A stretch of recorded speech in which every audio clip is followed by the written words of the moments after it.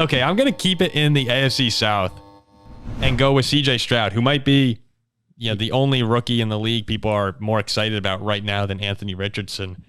I think back to that first game he played in the preseason against New England when he threw the horrible interception, got sacked a bunch of times. People were all over Twitter saying, oh, Houston got a bust, like another big bust for the Texans here. And that's long in the past right now. Because after that win, the Texans were 0-9-1 in their last 10 home games before trouncing you guys. 10 straight games at home. They hadn't won a home game since 2021, week 16. Been over a year. I don't know that well. And then they go and do that to you guys. But there has been, 5 quarterbacks in the history of football. In the history of football, not rookie season. 300 passing yards per game and 0 interceptions their first 4 games of the season. Peyton Manning, 2013, MVP. Tom Brady, 2015 through 2017, MVP in 2017. Drew Brees, 2018. Patrick Mahomes, 2018, 2019, 2018, MVP. And Aaron Rodgers, 2020, MVP season. We're talking about a start to a career that while it's not really exploding in wins, they're not 4-0. I mean, 2-2 for the Texans is for a team than people thought. For a team that's won 10 games in the past 3 years, 2-2 is way higher than people expected. And CJ Stroud is getting off to just a sensational start. I mean, he's got it. We were talking about our draft show and ranking our quarterbacks. He was my number one. I had him over Bryce, over AR, over all these guys. He's got it. I mean, he's the level of comfortability as the weeks have gone on is what's done it for me.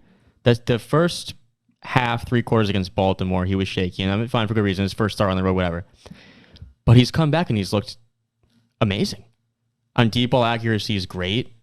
He's got good velocity, making good decisions. He looks awesome. Well, there are clips that are now starting to circulate from CJ Stroud, and there's one where TJ Watt just annihilates the Texans' offensive line. And he was kept clean that entire game. But part of that's because he just moves well. He's sensing pressure. TJ Watt, one of the best players in the NFL, is bearing down on him. He kind of just effortlessly rolls out and makes a throw on the run, on the money, 20 yards downfield. Like, he's been doing this for a couple weeks. And that's what we kept talking about. I feel like our show has been pretty accurate with this when we say he's improving every week. And that was our takeaway in the preseason. But big time. Oh, yeah. But preseason, we were saying he improved every week, more so than Richardson, more so than Young. And he's doing that in the regular season, too. Yeah, accuracy, awareness, velocity. He looks like he's been in the league for years, these last 3 starts. And I will say, maybe the smartest choice the Texans made in the offseason, besides getting CJ Stroud, was hiring Chris Strausser over from the Colts. This didn't get a whole lot of attention, right? He was the offensive line coach for the Colts from 2019 to 2022. He was coming off that bad year, so the Colts decided to let him go and mix things up. Boy, howdy.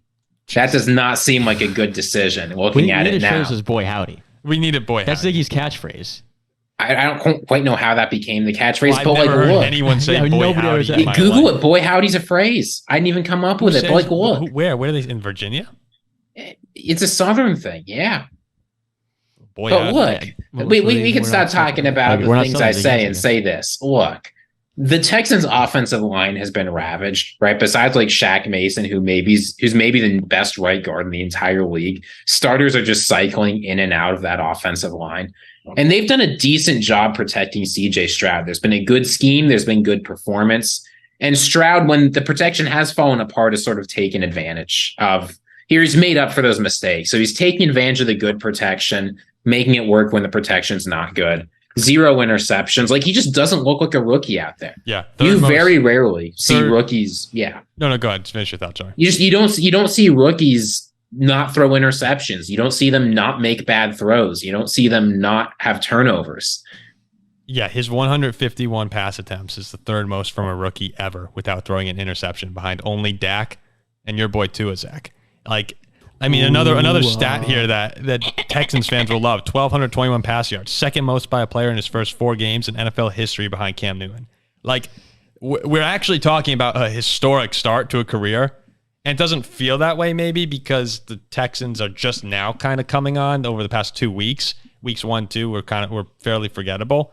But right now it is, I mean, he's one of the top stories in the NFL is CJ Stroud and what he can turn into. I'm really excited to see him go into Atlanta this week against the Falcons team that is good, but very beatable. And this is a chance to get a big win. At 3 in a row, people are going to start talking. Yeah, if you can get another road win against a team who's looking decent enough and get to 3-2, that's really impressive stuff. The whole Texans draft class right now, Will Anderson, Tank Dell, Henry To'oTo'o, like they've just drafted excellently this offseason, so it appears, at least through 4 games.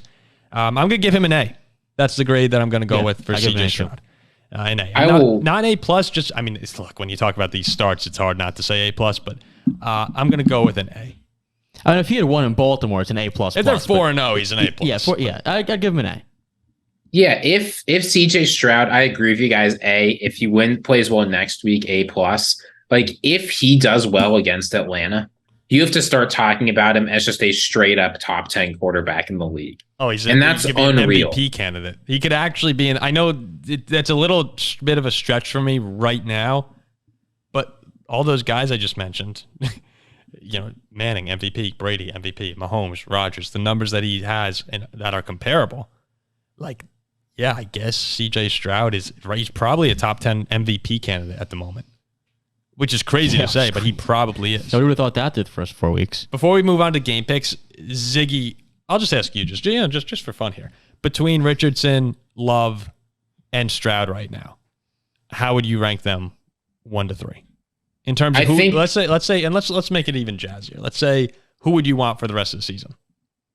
I think there's only one answer for the rest of the season. Number 1, Stroud. Number 2, Richardson. Number 3, Love. I actually think all 3 of those guys, when the season goes down, are going to be looked at as above average quarterbacks, which is pretty impressive, frankly. But I think the CJ Stroud has to be number 1. There's no question about it. He has played better than any of these guys. Richardson is improving, and the rushing upside just makes him a threat like very few quarterbacks in the NFL are. If you can get into the red zone with Anthony Richardson, you're going to get a touchdown.